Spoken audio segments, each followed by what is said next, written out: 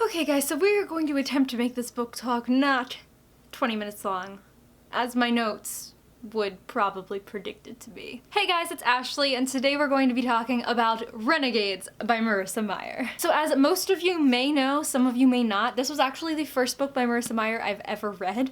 If you don't already know, Marissa Meyer has also written I was about to call it the Cinder Chronicles, the Lunar Chronicles. She wrote the Lunar Chronicles, which are the retellings of Cinderella and Rapunzel and, you know, Cinder, and that's the only one I can think of right now. But this book apparently is totally different from that, and I picked it up, and it was really good. So if you don't know what this one is about, basically it is a superhero supervillain story. So imagine a world where there are supervillains called like the Anarchists, and there are superheroes called the Renegades. Basically, there was this age of anarchy where they were just fighting the whole time. There are these people, I guess I should say this will probably make more sense. There are these people called prodigies who have superpowers, hence why there's supervillains and superheroes. And then of course there's the humans. So this age of anarchy, they're fighting, they're battling, the Renegades win. This book takes place 9 or 10 years after the age of anarchy has ended. So it's been 9 or 10 years since the Renegades took over and are ruling, and this book follows one renegade and one anarchist as the anarchists try to take down the Renegades, and the Renegades try to, I guess, bring down the anarchists or just continue ruling. It's kind of the same thing. They don't really know that the anarchists are plotting against them, so they're just going about their daily lives. But anyways, I actually gave this book 5 stars, and I read it in like 2 days, even though it's nearly 600 pages long for a first book, and it was really, really good and everything that I didn't know that I needed. I don't know why I liked it so much. I mean, I think it's just because I love superhero, like, kids with powers books. I love it. I love books where people have powers, so I was just really into it the entire time. I think what made me like this book so much was that it's told in the third person, and it switches between Nova, who is the anarchist, and Adrian's point of view, who's the renegade. And I really like third person multiple point of views. I know some people find them very challenging to get into, but I really, really enjoy them, and this book was no exception. I really liked it. It had all the action that I wanted, it had all the drama that I wanted, it had really, really funny parts, and I just really liked it. So that's all I'm gonna say for the non-spoilery section. If any of that sounds good to you, definitely recommend checking this out. So for all you people who have not read this book yet, check it out, read it, it's really great. But you can go now because I'm gonna get into the spoilers, so goodbye, I'll see you later. So first, getting into this book, I was very confused because I, for some reason, despite what the cover may have you think, was convinced that the renegade we were following was the girl and the anarchist we were following was the boy. That is not the case. But yeah, then I got over that and we were fine. But okay, speaking of like the first chapter, I don't remember if this was the first one or the second one, or I'm pretty sure it was the first. When we found out that Nova had heard her family die, no wonder why she hates the Renegades. But actually I was really confused because I wanted to know why she was going after the Renegades and hated them if the bad guys were the ones who killed her parents and her family. But then we find out that it was actually like the Roaches that killed her family versus the anarchists, and then she was taken in by Ace Anarchy, who's actually her uncle, and then now she's going after the Renegades because they didn't protect her like they promised that they would. It was this big thing, and that's where we start our book. One of my favorite things about this book, to be honest with you, was the fact that they all have code names. That was the freaking best, and that took me back to Codename Kids Next Door. Like when everybody was like number 5, number like 364, that kind. I loved it. So her code name is Nightmare because she can put people to sleep, and then on her team there is also the Detonator, right? Which is Ingrid, who can blow things up, and there's Phobia, who can make you see your worst nightmares. Then on the Renegade side, there's Sketch, who's Adrian, because he can draw things and bring them to life. I don't know, there's a list of them all in the front, but the fact that they all have code names and that's what they go by so that the real people don't know who they are, it was the best.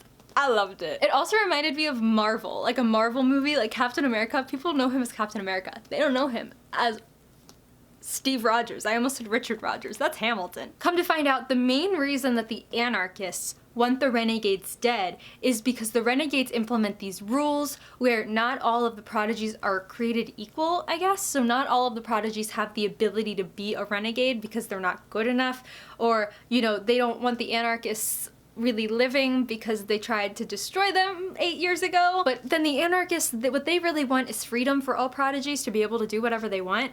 But in that case, wouldn't that just cause mass anarchy because some prodigies want to be like king and some don't? They both don't have very promising futures. That's what I'm getting here. So the first scene we have with Nova and Adrian, they're in the park and her bracelet breaks and he draws her a new clasp, and I'm sitting there going, wouldn't she recognize him if he's the son of the two most famous superheroes in the world, Captain Chromium and the what do they call it? The Dread Warden? Wouldn't you think that she'd recognize him? Like, something else that I absolutely loved, when we find out that Captain Chromium and the Dread Warden are boyfriends, they're husbands, they're together, they're the best superheroes in the world, they're the favorite, and they're together. That was amazing. That was like one of the best parts of the book. I loved it. And I love how everybody just is cool with it. They just accept them. There's no hate towards them. So let's talk a little bit about Adrian. So Adrian is, like I said, the son of Captain Chromium and the Dread Warden, though he's not actually their son, they just adopted him because he is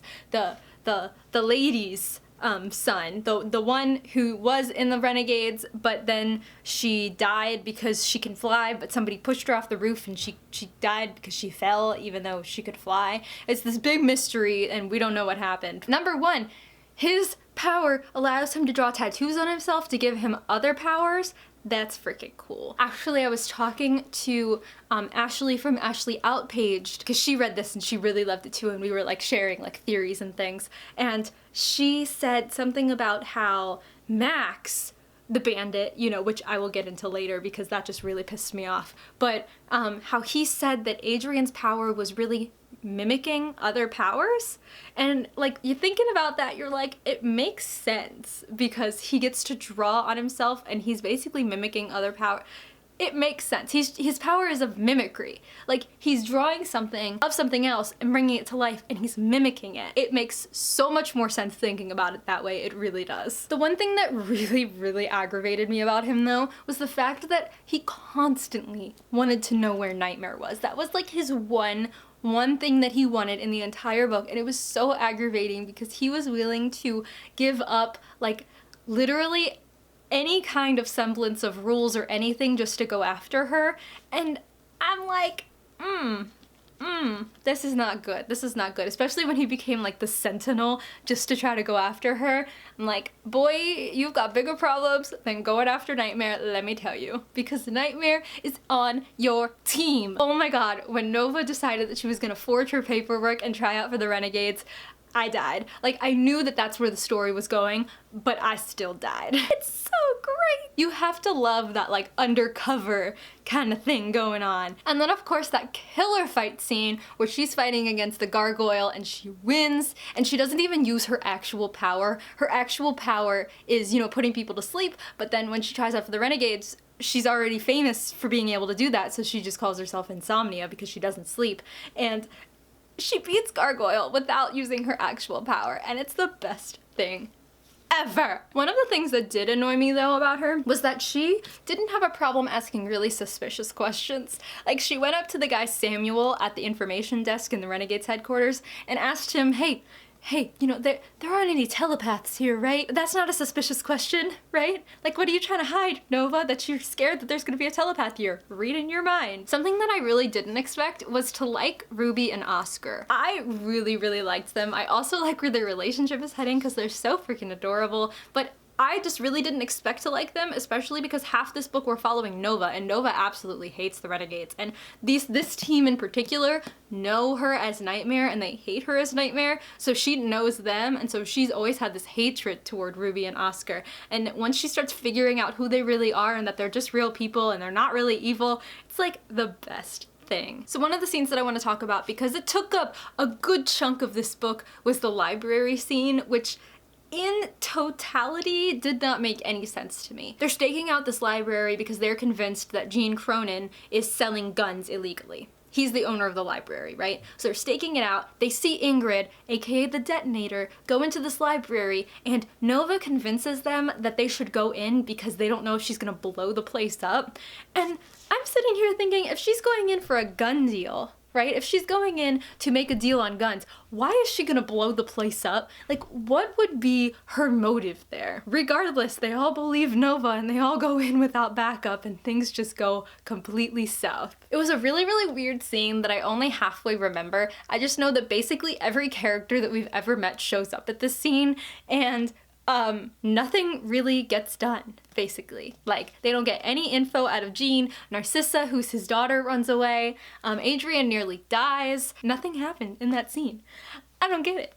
I don't get it. I did want to talk about how I thought it was really funny how, you know, they each have their secret identities, but Nova and Adrian both have like 3 different identities. They each have their, you know, normal identity, Nova and Adrian, their person, who they are. They each have their superhero renegade identity, Sketch and Insomnia, but then they also have their really secret identity, Nightmare and the Sentinel. How they remember who they are, I don't even know. Now I want to move into Max for a little bit because Max was another part of this book that aggravated me, but I also really liked. I gotta say, right before they even introduced Max as a real character, the moment that Adrian said that his nickname was the Bandit, immediately my mind went to Peter Petrelli from Heroes, and I thought, oh, he can take powers from people. Obviously, he's a bandit. He's gonna be taking powers. He's stealing powers. He's the Peter Petrelli of the Renegades. That's just immediately where my mind went. Nova's mind did not work that way. Nova had to take all the way until she was working, and then Max was, you know, levitating, and then she saw him fall, and she rushed all the way into the quarantine room to realize what he could do. Like, girl, get some common sense. Also, when we found out that Captain Chromium strapped Max to his back in the middle of the Anarchy battle and, you know, won the battle, that was so freaking funny. This little baby infant just wins the entire battle that's been waging for years. So Adrian and Nova throughout this entire thing are so freaking cute. When he brings her sandwiches at 3 in the morning because she's working, it was great. Normally, I'm not like a huge fan of the really mushy, gushy romance, and this wasn't like that really, but I really liked. I like them together. I want them together. They're great. The one scene that I wanted to happen in this entire book, because originally I thought this was a standalone book, so I was expecting to get this scene from the beginning. Once I figured out that, you know, they both had secret identities, I wanted them to be revealed to each other. I wanted him to see that she was Nightmare and her to see that he was the Sentinel. But when I realized it was a duology, my hopes were shattered because I knew we were not going to get that scene in this book, and it just killed me inside because I wanted it so badly. It's not even funny. That's like the one scene that I was looking forward to throughout this entire book. But there was one scene that had me literally dying in tears. I was crying and laughing so hard it's not even funny, and that was the interrogation scene with Winston. Every time throughout that entire scene that it was mentioned that he looked at Nova, I could not handle it. I started cracking up because I'm like, he doesn't know what's going on. He's wondering why she's dressed as a renegade. He's wondering why she's with this group. He's wondering why she's interrogating him, and she looks perfectly fine doing it. And meanwhile, she's going, don't say anything, don't say anything, don't say anything, don't say anything. I'm like trying to imagine how confused he was, and the answers that he was giving were so great. When they ask him what her name is, and he goes, Noreen. Or when he mentions that her favorite hiding spot was Cosmopolis Park.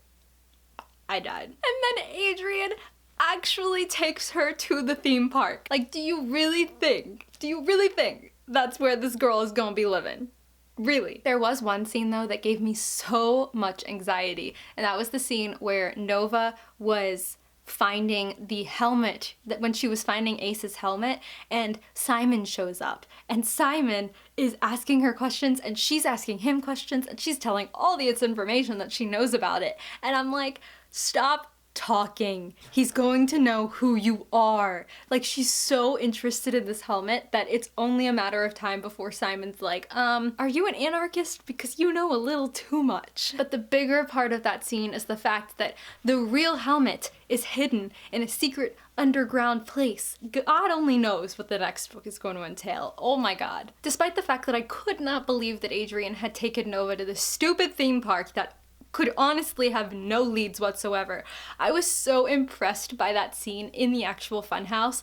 Just the moments where they were so obviously cute and adorable and romantic, and then the moments where she was just so easily playing him. I just want to know how she was able to plant all of that evidence. Though the entire time I had a hard time believing that Adrian could not tell that she was a nightmare. So many times in this book I just wanted to scream like, Nova, it's him, he's the Sentinel, or Adrian, it's her, she's Nightmare. But obviously, like, that wasn't gonna happen.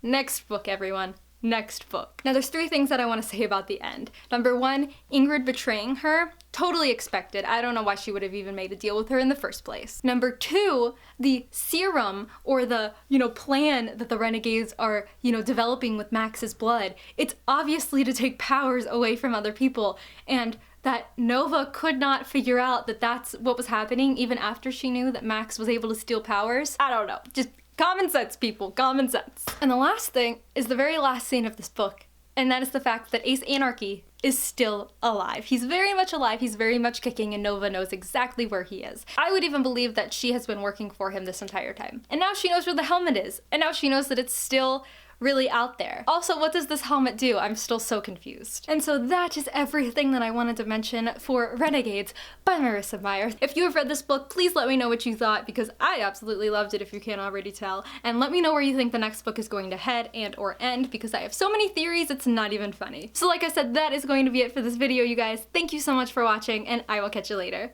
Goodbye!